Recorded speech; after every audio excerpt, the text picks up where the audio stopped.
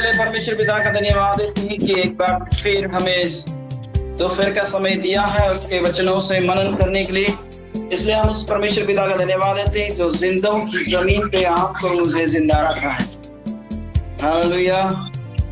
इसलिए इस परमेश्वर पिता का धन्यवाद है। और आज परमेश्वर के वचन जो हमें बोला जाएगा उन बातों को हम ध्यान दें। हो सकता है इस बातों को आपने सुना है, नहीं सुना मुझे नहीं मालूम, लेकिन आज सुन लीजिए कि परमेश्वर का वचन आज हमें बात करने जा रहा है। सबसे पहले हम देखेंगे कि बाइबल में यीशु मसीह ने कहानियां भी बोली है, उदाहरण बोले हैं, ताना भी कसा है, घटनाएं भी दी है, मतलब 4-5 किस्म की बातें उन्होंने बोली है।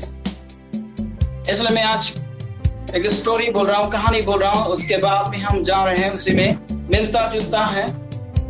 एक परिवार में एक ही लड़का था और एक ही लड़का होने के नाते से माँ बाप ने इसे अच्छा पालन पोषण किया। और पालन पोषण करने के बाद इसलिए सोचा कि ये बड़ा हो जाएगा और इसका शादी करवा देंगे, नौकरी लगा देंगे, ताकि यह अपना व्यवसाय अच्छा से चला पाए, जो भी करना चाहता है वो कर पाए और हमारे बुढ़ापे की लाठी बने। और उन्होंने बहुत मेहनत किया, उस बच्चे के लिए पढ़ाया लिखाया और उसे नौकरी लगाया और अच्छे परिवार में उसका शादी भी हो गया।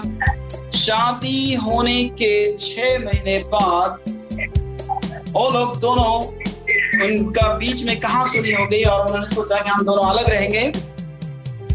और दोनों ने, लेकिन वो लड़का बोला था मेरे माँ बाप से मैं अलग नहीं होगा क्योंकि मैं इकलौता हूँ और मेरे बाप कोई उनकी संतान नहीं है और मुझे बड़ा लाड़ प्यार और दुलार से पाला पोसा है और उनकी उम्मीद में ही हूँ। लेकिन चूंकि उसकी वाइफ थी, उन्होंने बोला नहीं हम अलग रहेंगे, चाहे तो आप आपके ससुराल में चलिए, यानी मेरे मायके चलिए। लेकिन उन्होंने बोला मैं जाने के लिए तैयार नहीं हूँ। तब उसने ऐसे बोला, उसकी वाइफ ने, या तो माँ बाप को देख लो या मुझे देख लो। और इस तरह उन्होंने बोला कि ना तो मैं माँ बाप को छोड़ सकता ना तुझे छोड़ सकता, मैं क्या करूं। और आखिरी में उन्होंने, उसकी वाइफ ने बोला तेरे पास केवल 5 दिन है, डिसीजन ले लो कि आप किसके साथ रहना पसंद करोगे, माँ बाप के साथ या मेरे साथ। आखिर में डिसीजन ये हुआ, तो लड़का वाइफ के साथ अलग हो गया।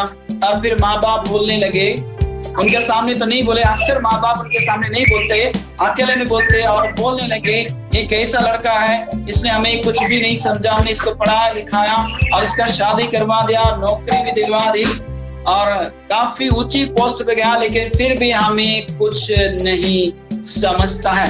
आज जब हम अपने माँ बाप को नहीं समझते हैं तो हम परमेश्वर को कैसे समझें। हालेलुया। आइए हम देखेंगे यिर्मयाह का किताब 9 अध्याय उसका 24 पद देखें। यिर्मयाह का किताब 9 का 24।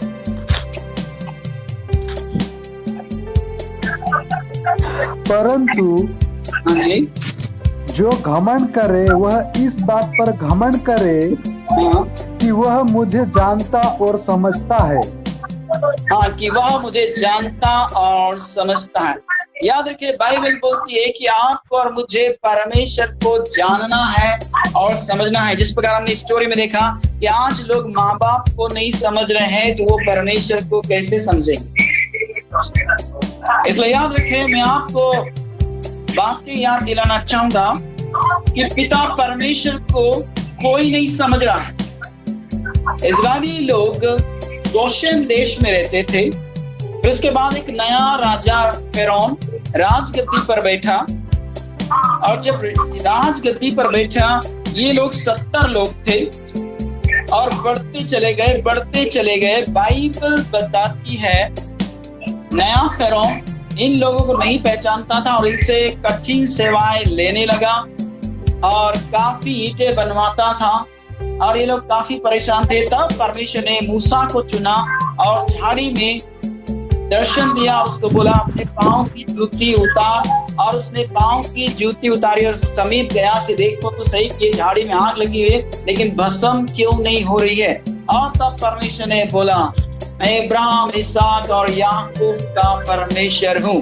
और तुझे मैं फिरौन के सामने भेज रहा हूँ। तब उसने बहुत सारे बहाने बनाए, लेकिन फिर भी परमेश्वर ने बोला मैं तुझे उसके सामने भेजता हूँ। और मूसा गया और परमेश्वर ने बोला सारे चमत्कार तेरे वश में है और तू इन्हें वहां जाकर फिरौन के सामने दिखाना। और मूसा वहां पर दिखाने लगा। 10 चमत्कार परमेश्वर ने वहां पर किए और मिस्र में से लेकर आया। और 40 साल परमेश्वर जंगल में लोगों को घुमाता रहा और पल पल पर लोग बड़बड़ाते रहे और आज भी लोग बड़बड़ाते हैं। और परमेश्वर कहता है ये लोग कैसे मुझे समझते ही नहीं। और आखिर में बाइबल बोलती है मूसा जब 10 आज्ञा देने के लिए परमेश्वर ने ऊपर बुलाया और वहां पर जब गया तो वही लोग जिन्होंने 10 चमत्कार देखे, चट्टान का शुद्ध जल पिया है, मन माना भोजन खाया है, मन्ना खाया है, कोई परिश्रम नहीं करना पड़ता था और परमेश्वर उन्हें हथेली पे लेके चलता था। रेगिस्तान में परमेश्वर बादल का खंबा छत्र छाव और रात में आग का खंबा बन के रहता था। वही परमेश्वर ने जब मूसा को जब ऊपर बुलाया, हारून नीचे था, यहोशू बीच में था, गुर भी था, लेकिन 10 आज्ञा थी।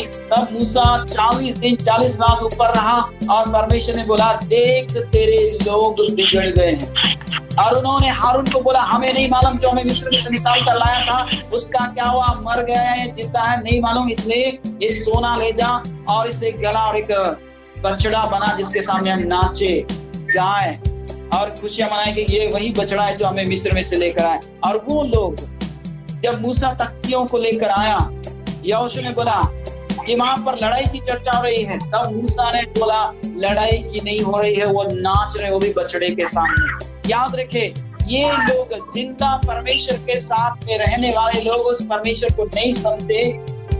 जीवित चट्टान के साथ में रहे लेकिन नहीं समझे, जिसने लाल समुद्र का 2 भाग कर दिया वो भी नहीं समझे। आज पिता परमेश्वर को कोई नहीं समझ रहा है। हालेलुया। तो बाइबल कहती परमेश्वर 3 आइडेंटिटी में चल रहा है, 3 in 1, यानी पिता पुत्र और पवित्र आत्मा में चल रहा है। लेकिन आज लोग परमेश्वर पिता को नहीं जान रहे, जिनके साथ परमेश्वर रहता था वो भी नहीं जान पाए और बछड़े के सामने नाचने लगे। तो प्रियो याद रखिए पिता परमेश्वर को कोई नहीं जान रहा है। और नंबर 2 पे आता है, नंबर 2 पे आता है, याद रखिए मैं यहाँ पे किताब पढ़वाने जा रहा हूँ, ध्यान देंगे।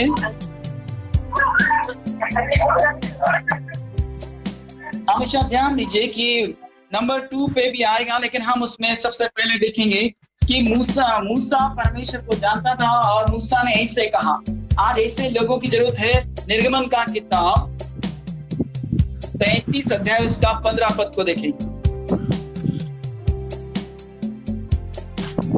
33 का 15 देखें।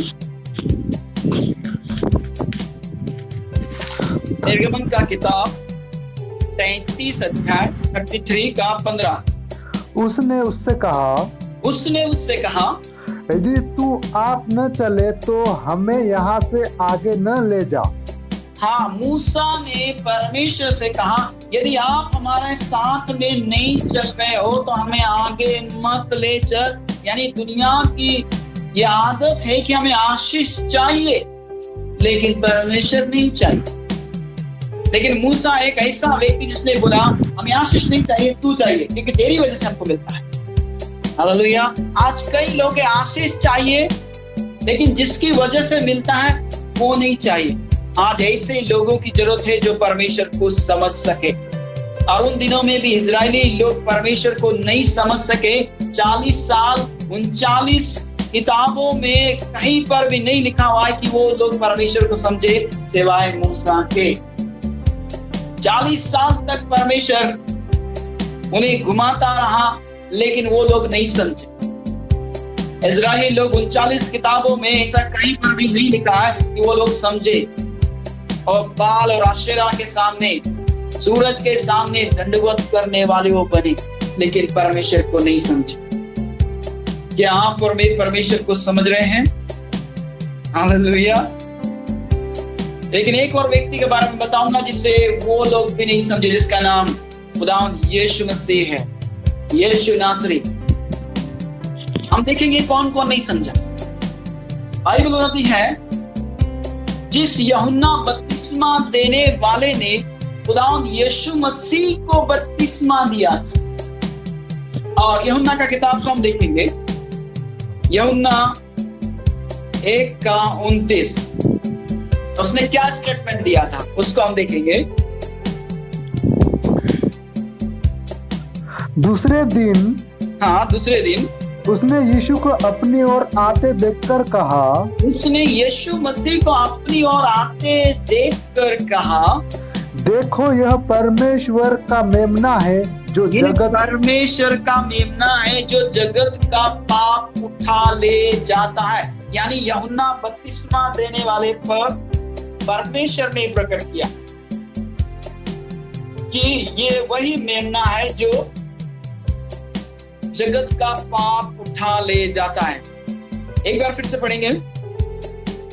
दूसरे दिन उसने यीशु को अपनी ओर आते देखकर कहा, किसी दूसरे को आते देखकर नहीं कहा, लेकिन यीशु मसीह को अपनी ओर आते देखकर कहा, देखो यह परमेश्वर का मेमना है, ये परमेश्वर का मेमना है जी, जो जगत का पाप उठा ले जाता है, जो जगत का पाप उठा ले जाता है। लेकिन 35 पद को देखेंगे, वहां पर वो क्या कहता है,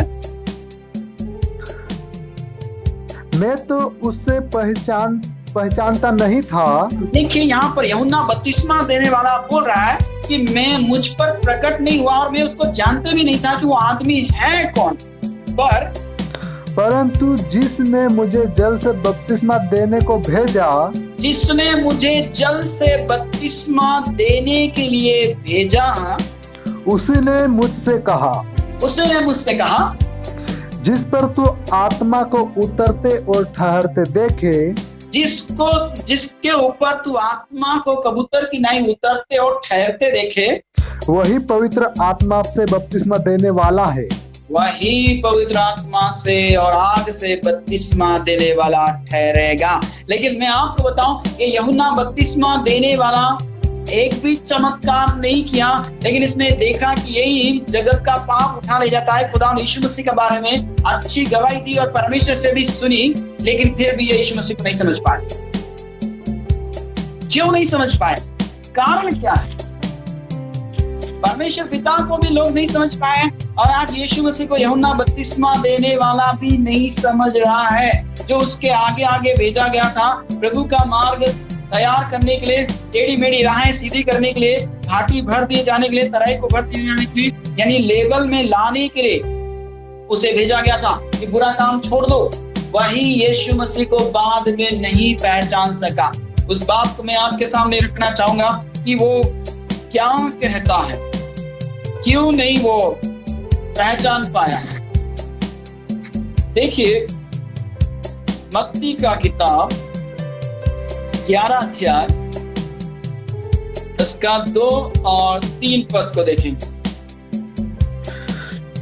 यूहन्ना ने बंदी गृह में मसीह के कामों का समाचार सुना और यानी कि हेरोदेस ने जेल खाने में हेरोदेसिया का कहने पर उसे बंदी गृह में डाल दिया था और बंदी गृह में खुदावंद यीशु मसीह के सुसमाचार प्रचार की चर्चा उसने सुनी।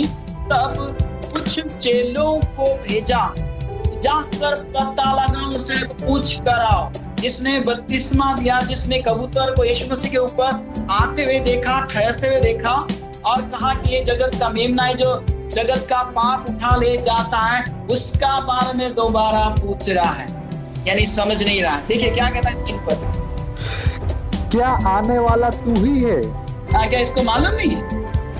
ये क्या बोल रहा है कि जाकर उसको पूछना कि आने वाला तू ही है क्या जी, या हम किसी दूसरे की बाट जो है। क्या हम दूसरे की बाट जो है? इसका मतलब यूहन्ना भी नहीं समझ रहा है, जिसने बपतिस्मा दिया। बड़ी विडंबना है, उधर परमेश्वर पिता को इजरायली लोग नहीं समझे, इधर यूहन्ना बपतिस्मा देने वाले नहीं समझे, तो आप और मैं कैसे समझेंगे? लेकिन मैं आपको बताना चाहते हैं कि हम जरूर समझेंगे खुदावंद यीशु मसीह के वसीले से। ये यूहन्ना बपतिस्मा देने वाला नहीं समझा, लेकिन यीशु मसीह के 3.5 साल की सेवकाई में जो 12 चेले उसके साथ थे, घंटी उसके साथ थे, वो भी उसको नहीं समझा। लगातार उसके साथ में रहने वाले 5000 लोगों को यीशु मसीह ने खाना खिलाया, मरे लाजर को जिंदा किया, यायर की बेटी को जिंदा किया, लकवे से ग्रसित लोगों को ठीक किया, कोढ़ी को शुद्ध किया, और वो लोग नहीं समझ पाए यीशु नासरी को कि वो जिंदा खुदावंद है। एक बार फिलिप्पुस ने कहा, खुदावंद यीशु मसीह हमें पिता को दिखा दे। तब यीशु मसीह ने बोला, मैं इतने समय से तुम्हारे साथ हूं, क्या तुमने मुझे नहीं देखा? जिसने मुझे देखा उसने परमेश्वर पिता को देखा है। यानी पिता मुझ में और मैं पिता में, यानी हम दोनों एक हैं, अलग अलग नहीं है। हालेलुया। लेकिन फिर भी यूहन्ना बपतिस्मा देने वाला नहीं पहचानता। कारण क्या है? थोड़ा समझिए क्या कारण है। हम मरकुस का किताब देखें, मरकुस पहला अध्याय 7 और 8, वो क्या कहता है? यहाँ पर यूहन्ना बपतिस्मा दाता कहता है, और यह प्रचार करता था, हाँ, मेरे बाद वह आने वाला है, मेरे बाद जो आने वाला है उसका मैं जूते का लेस खोलने के योग्य भी नहीं हूँ जी, जो मुझसे शक्तिमान है, मुझसे शक्तिमान है। मैं साधारण व्यक्ति हूँ लेकिन वो पावरफुल है। मैं इस योग्य नहीं कि झुककर उसके जूतों का बंद खोलूं। मैं इस लायक भी नहीं, यानी अपने आप को तुच्छ जान रहा है कि मैं इस लायक भी नहीं हूँ कि झुककर उसके जूते के बंद खोलूं। मैंने तो तुम्हें जल से बपतिस्मा दिया है, मैंने तुम्हें पानी से बपतिस्मा दिया है, पर वह तुम्हें पवित्र आत्मा से बपतिस्मा देगा। पर वह तुम्हें पवित्र आत्मा से बपतिस्मा देगा। जब इसको मालूम है तो फिर वहां पर क्यों पूछने के लिए भेजता है कि उसको पूछ कर आओ? जेल में जेलों को बुलाता है, बोलता है उन दोनों लोगों, तुम लोग जाओ और उस व्यक्ति से पूछना कि आने वाला ही है या किसी और का रास्ता हम देखे। देखिए, यूहन्ना बपतिस्मा देने वाला संसार में था, यीशु मसीह से मुलाकात हुआ, बपतिस्मा भी लिया, और वहां पर आकाशवाणी भी उसने वो भी सुना, फिर भी वो समझ नहीं पाए। और चेले भी 12 जो चेले थे, 3.5 साल की सेवकाई में बहुत कुछ देखा। 4000 को यीशु मसीह ने खाना खिलाया, 5000 को खिलाया और बहुत सारी चीजें देखी, लेकिन फिर भी वो समझ नहीं पाए। अगर समझ पाते तो 30 चांदी के सिक्कों में यीशु मसीह को बेच नहीं डालते। हालेलुया। और यहूदा इस्करियोती ने यीशु मसीह को 30 चांदी के सिक्कों में बेच डाला, और जब गेतसेमनी के बगीचे में लोग पकड़ने आए, सारे भाग देखे कि वो समझ ही नहीं पाए यीशु मसीह है क्या चीज। हालेलुया।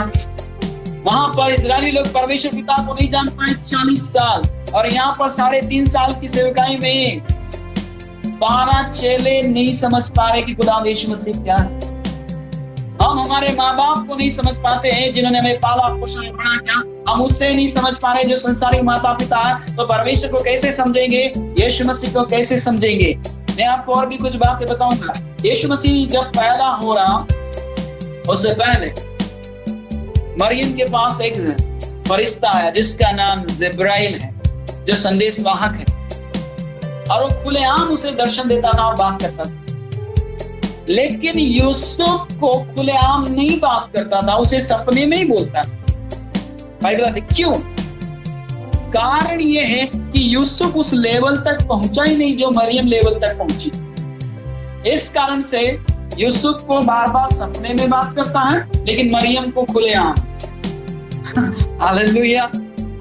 लेकिन मरियम को यह जाहिर कर दिया था कि एक उद्धार करता आएगा और वो तेरे गर्भ से जन्म लेगा और उसका नाम इम्मानुएल रखना, यानी परमेश्वर हमारे साथ। लेकिन मरियम भी भूल गई, यूसुफ भी भूल गया कि ये उद्धार करता है, बोलते कि मेरा बेटा।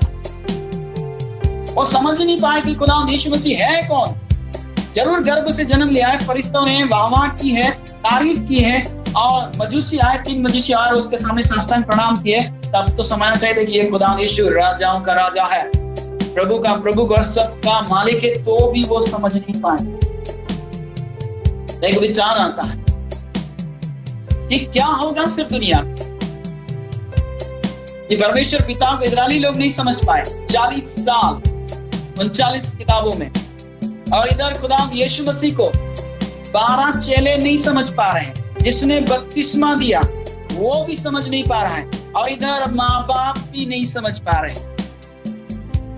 क्यों? इसका मतलब क्या जाने?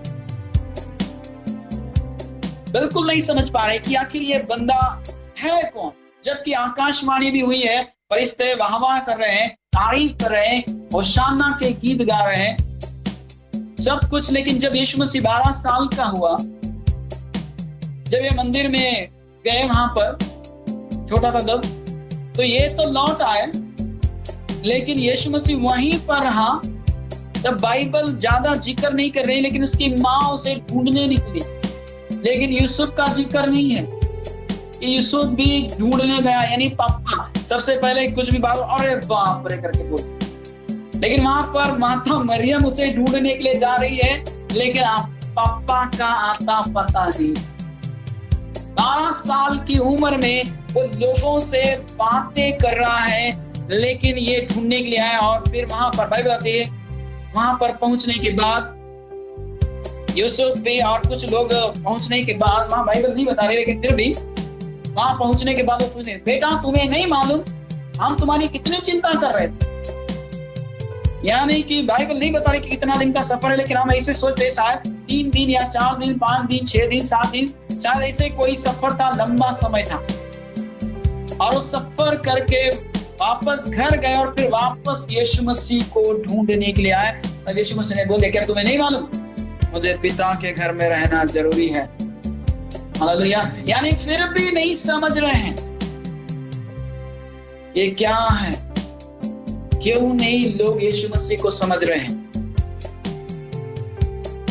और वो बिल्कुल भी नहीं समझ पा रहे थे कि आखिर खुदावंद यीशु मसीह क्या है, जबकि उन्होंने सारी बातों को माना है। फरिश्ते आकर बात किए हैं, मजूसी आकर बात किए हैं, यशायाह नबी के द्वारा भविष्यवाणी हुई है सभी, लेकिन फिर भी वो नहीं समझे थे। आज कितने लोग परमेश्वर पिता को समझ रहे हैं, आज कितने लोग यीशु मसीह को समझ रहे हैं, आज कितने लोग पवित्र आत्मा को समझ रहे हैं। हालेलुया।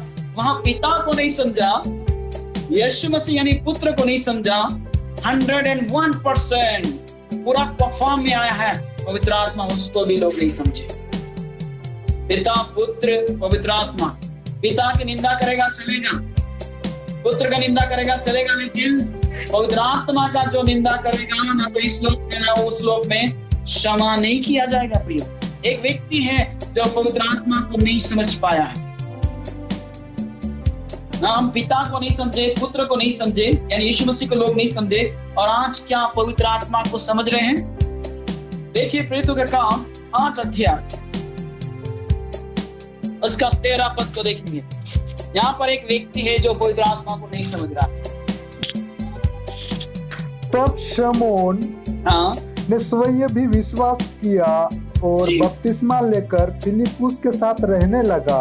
ये वही व्यक्ति है जो जादूगरी किया करता था और लोगों को भरमाता था और कहता था मैं परमेश्वर की वो शक्ति हूँ जो महान कहलाती। लेकिन उसने देखा कि सुसमाचार फिलिप्पुस करता है, बड़े बड़े चिन्ह और चमत्कार करता है, और कई लोग मन फिराए, विश्वास किया और बपतिस्मा लिया। तब इसने भी विश्वास किया और बपतिस्मा लिया और फिलिप्पुस के साथ में रहने लगा और सामर्थ के काम और चिन्ह चमत्कार देखकर चकित होता था। हालेलुया जी। और देखेंगे 18 पर, जब शमौन ने देखा कि प्रेरितों के हाथ रखने से पवित्र आत्मा दिया जाता है। प्रेरित जब शमौन ने देखा, जब लोगों को पता चला कि अन्य जातियों ने परमेश्वर का वचन माना है, तब हेडक्वार्टर से यूहन्ना को और पतरस को, यूहन्ना बपतिस्मा देने वाला नहीं, दूसरा यूहन्ना है जिसे यीशु मसीह ने क्रूस के पास अपनी माँ को बोला था, माँ ये तेरा बेटा, तू इसकी माँ होगा। पतरस और यूहन्ना को बुलाया और पतरस और यूहन्ना ने जब उन लोगों पर हाथ रखे तो उन पर पवित्र आत्मा उतरा तब शमूएल ने देखा कि इनके हाथ रखने से पवित्र आत्मा मिलता है, तब रुपए लेकर इनके पास गया। जी, तो उसके पास रुपए लाकर कहा, यदि अधिकार मुझे भी दो, यह अधिकार मुझे भी दो, यह अधिकार मुझे भी चाहिए। तुम चाहे जिस पर हाथ रखते हो और पवित्र आत्मा का दान पाते हैं, ये मुझे भी चाहिए। तब वहां पर पतरस क्या कहता है 19 पद में, यह अधिकार मुझे भी दो जिस किसी पर हाथ रखूं वह पवित्र आत्मा पाए। जिस किसी पर हाथ रखूं वह पवित्र आत्मा पाए। तब पतरस आगे कहता है। जी, पतरस ने उससे कहा, तेरे रुपए तेरे साथ नष्ट हो, जी, क्योंकि तूने परमेश्वर का दान रुपयों से मोल लेने का विचार किया है। कई लोग आज भी बपतिस्मा पाने के बाद, विश्वास में आने के बाद, चंगाई पाने के बाद, छुटकारा पाने के बाद, आश्चर्य कर्म देखने के बाद आज भी परमेश्वर को रुपयों से तोलते हैं, उसके दानों वरदानों को रुपये से तोलते हैं। यानी कि जब हम आगे बढ़ते वहां पर पतरस ने कहा, तेरा मन परमेश्वर का सामने सीधा नहीं है और तू पित्त सी कड़वाहट रखा हुआ है, और बहुत सारी बातें पतरस ने उसको सुनाई। और तब वो बोलने लगा, तूने जैसा बोला है मेरे ऊपर ऐसी घटना न घटे, इसलिए तू दुआ। हालेलुया। यानी कि यहाँ पर ये पवित्र आत्मा को नहीं समझ रहा है। विचार कीजिए। नंबर 1, परमेश्वर पिता को इस्राएली लोग नहीं समझे। नंबर 2, यीशु मसीह को माँ बाप नहीं समझे, 12 चेले नहीं समझे, और यूहन्ना बपतिस्मा देने वाला भी नहीं समझा। और आज जो पवित्र आत्मा का युग है, पवित्र आत्मा को शमौन जो जादूगर था वो भी नहीं समझ पा रहा है। तो आप और मैं कितना समझ, आज विचार कीजिए, कितने लोग समझ रहे हैं? क्या आप सभी लोग जाग रहे हैं? तो बाइबल कहती है कि फिर जब हम समझे नहीं तो फिर फायदा क्या है? हालेलुया। और चौथा नंबर बात आती है, आज माँ बाप को लोग नहीं समझ पा रहे। नंबर 1, परमेश्वर पिता को समझो। नंबर 2, यीशु मसीह को समझो। नंबर 3, पवित्र आत्मा को समझो। नंबर 4, माँ बाप को भी समझो। हालेलुया। क्या पवित्र आत्मा दुखी होता है? होता है। इफिसियों की किताब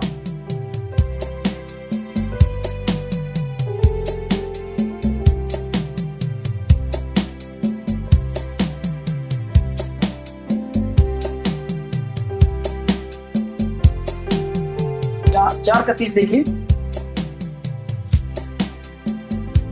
4:31 देखिए। परंतु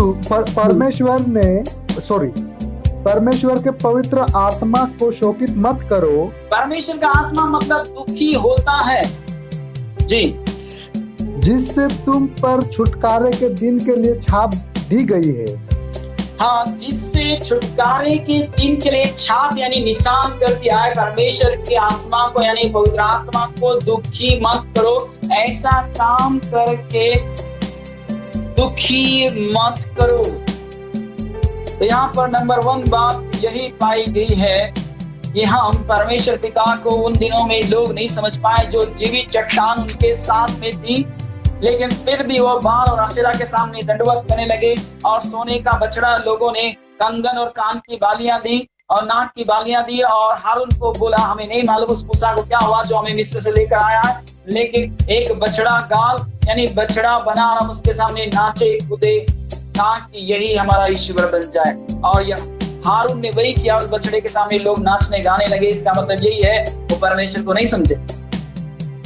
और खुदा यीशु मसीह को जिसे उसके माँ बाप नहीं समझ पाए, जबकि भविष्यवाणी सब हुई और मजूसी भी आकर बोलने लगे, ये राजाओं का राजा है, ये प्रभुओं का प्रभु, यही जगत का उद्धार करता है। जबकि 8वें दिन जब उसे लेकर गए यरूशलेम में, वहां पर शिमोन नाम का एक व्यक्ति आया जिसके ऊपर पवित्र आत्मा था। उसने बोला, मैंने तेरे उद्धार को देख लिया है जो सारे मानव जाति के लिए तैयार किया है। लेकिन फिर भी माँ बाप नहीं समझे। फिर जब यूहन्ना बपतिस्मा देने वाला, जिसने उसे बपतिस्मा दिया, आकाशवाणी को सुना और कबूतर की नाई पवित्र आत्मा को उसके ऊपर उतरते और ठहरते देखा, वो भी बोलता है क्या आने वाला तू है या किसी और का रास्ता देखे जिसे उद्धार मिल जाए। तब यीशु मसीह ने वहां पर से कहा था कि अंधे देखते हैं, लंगड़े चलते हैं और कोढ़ी शुद्ध किए जाते उसे जाकर कह दें।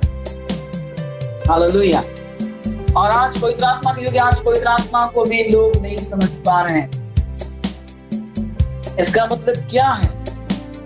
फिर हम कहां पर जी रहे हैं, कैसे जी रहे हैं? एक आयत पढ़वाने के बाद हम अंतिम क्षण में जा रहे हैं। लूका का किताब 10:26। लूका का किताब 10:26। उसने उससे कहा, ध्यान से सुनिए, अगर आपकी बाइबल आपके पास है अंडरलाइन कीजिए जी। व्यवस्था में क्या लिखा है? हाँ, इसको अंडरलाइन कीजिए कि व्यवस्था में क्या लिखा है और तू कैसे पढ़ता है जी। उसने उत्तर दिया, तू प्रभु अपने परमेश्वर से अपने सारे मन और अपने सारे प्राण और अपनी सारी शक्ति और अपनी सारी बुद्धि के साथ प्रेम रख और अपने पड़ोसी से अपने समान प्रेम रख। थोड़ा 25 पढ़े, थोड़ा 25 भी। और देखो, एक व्यवस्थापक का उठा और यह कहकर उसकी परीक्षा करने लगा, हाँ, हे गुरु, हाँ, अनंत जीवन का वारिस होने के लिए मैं क्या करूं? अनंत जीवन का वारिस होने के लिए मैं क्या करूं जी? उसने उससे कहा, हाँ, व्यवस्था में क्या लिखा है? व्यवस्था में क्या लिखा है, इसका मतलब तू कैसे पढ़ता है। हालेलुया। आज कईयों का यही स्वभाव है कि व्यवस्था में लिखा तो, लेकिन वो पढ़ते कैसे हैं। एक शब्द के 3 अर्थ होते हैं, एक ही शब्द के। क्या खाना बनाया, क्या खाना बनाया, क्या खाना बनाया, अलग अलग 3 बात बोला जाता है। तो यहाँ पर भी खुदा यीशु मसीह बोलता है व्यवस्था में क्या लिखा है। कहने का मतलब है तू कैसा पढ़ता है। आज हम कैसे पढ़ रहे हैं, व्यवस्था में लिखा क्या है, और क्यों फिर हम परमेश्वर से संलग्न नहीं हो पा रहे हैं, क्या कारण है? एक बार एक किसी व्यक्ति ने खुदा का बंदा था और वो अगर किसी को परमेश्वर ने आवाज दिया है तो आवाज को एक बंदा बेच रहा था, यानी सीडी बना रहा था। और सीडी बना के वो, जबकि सीडी 20 रुपए में तैयार होती थी और उसे वो 100 रुपए में बेचता। यानी बेनिफिट चाहिए, यानी जिसकी वजह से आवाज है उसे एक तरफ कर दिया। और जब प्रचार के लिए बुलाया जाता है, ध्यान दीजिए, कई लोग पूछते हैं मुझे कौन सा होटल में ठहराया जाएगा, एसी या नॉन एसी, कौन सा खाना मुझे दिया जाएगा, और हीटर होगा या नहीं होगा, बिस्लरी का पानी चाहिए, ऐरा गहरा नत्थु गहरा पानी नहीं चाहिए। कई लोग डिमांड करते हैं, लेकिन बाइबल बोलती है कि व्यवस्था में क्या लिखा है, यानी तू कैसे पढ़ता है। हाँ, आज भी लोग पानी का बोतल लाते हैं और बोल देते हैं दुआ कर दो। आज कई लोग बोलते हैं तेल का बोतल लाते हुए दुआ कर दो। इसका मतलब यह है कि यीशु मसीह के पास जब आते हैं, एक कोढ़ी एक आया, तो यीशु मसीह ने उसको नहीं बोला कि जा पहले बोतल लेकर आ तेल का, पानी का, और फिर मैं दुआ करूंगा, फिर तू पीना, फिर लगाना। बाइबल में ऐसा कोई पद नहीं है। आप बोलेंगे याकूब का पत्र में लिखा है 5:16 में, तो वहां पर इस प्रकार लिखा है, यदि कोई बीमार है तो कलीसिया के प्राचीनों को बुलाए और वो तेल मलकर, तेल पर नहीं, उस व्यक्ति पर हाथ रखेंगे, प्रार्थना करेंगे, और रोगी ने गुनाह किया होगा तो माफ किया जाएगा और प्रभु से चंगा कर देगा। लेकिन आज देखिए, इधर यीशु मसीह है, इधर बीच में बोतल है और मैं किधर? नहीं समझ में आ रहा है। यानी कहने का मतलब यह है कि लोग आज तेल पानी को ईश्वर मान रहे हैं, क्रॉस को ईश्वर मान रहे हैं, यीशु मसीह के फोटो को ईश्वर मान रहे हैं, लेकिन हम उस ईश्वर की आराधना नहीं करते। हम आराधना करते हैं जो आपके और मेरे अंदर रहता है। हालेलुया। इसका मतलब हम व्यवस्था में कैसे पढ़ रहे हैं? एक बार फिर से पढ़े सुरेश भाई। कौन सा सर? यही व्यवस्था में क्या लिखा है? 25।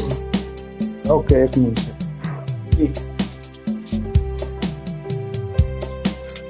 और देखो, हाँ, एक व्यवस्थापक उठा और यह कहकर उसकी परीक्षा करने लगा। व्यवस्थापक उठा और यह कहकर उसकी परीक्षा करने लगा, हे गुरु, अनंत जीवन पाने के लिए मैं क्या करूं? जी। उसने उससे कहा, व्यवस्था में क्या लिखा है? व्यवस्था में क्या लिखा है? तू कैसे पढ़ता है? देखिए, व्यवस्था में क्या लिखा है क्या तू नहीं जानता? तू पढ़ता कैसे है? जैसे एक व्यक्ति मंत्री था, खजांची था, यरूशलेम में आराधना करने के लिए आया था और बग्गी पर बैठकर यशायाह भविष्यवक्ता की किताब पढ़ रहा था। अब फिलिपुस ने, जो उसकी सेवकाई बहुत जबरदस्त चल रहा था, उसे बोला गाजा के मार्ग पे जा और वहां पर एक व्यक्ति मिलेगा। और वो जब पढ़ रहा था तब फिलिपुस ने बोला, ए तू जो पढ़ता है क्या समझता है? तब उसने बोला, जब तक कोई समझाने वाला न हो मैं क्यों कर समझूंगा। यानी कि यहाँ पर बाइबल बता रही है कि व्यवस्था में क्या लिखा है, तू कैसे पढ़ता है। आज भी लोगों को समझ में नहीं आ रहा है कि पढ़ना कैसे है। क्या पूरा बाइबल परमेश्वर का प्रेरणा से रचेगा? पूरी बातें बाइबल में परमेश्वर की है? मेरा आपसे एक सवाल है और उत्तर यह है, पूरा बाइबल में परमेश्वर का सारी बातें नहीं लिखी है, क्योंकि अय्यूब ने वहां पर जो बातें बोली है उसके दोस्तों ने वैसा नहीं बोला है। हालेलुया। जैसा अय्यूब बोला वैसा नहीं। और वहां पर यीशु मसीह बोला है, एक व्यक्ति ने ऐसे बोला है, मेरी आराधना करो और मैं सब कुछ दे दूंगा। कौन बोला ये और किससे बोला?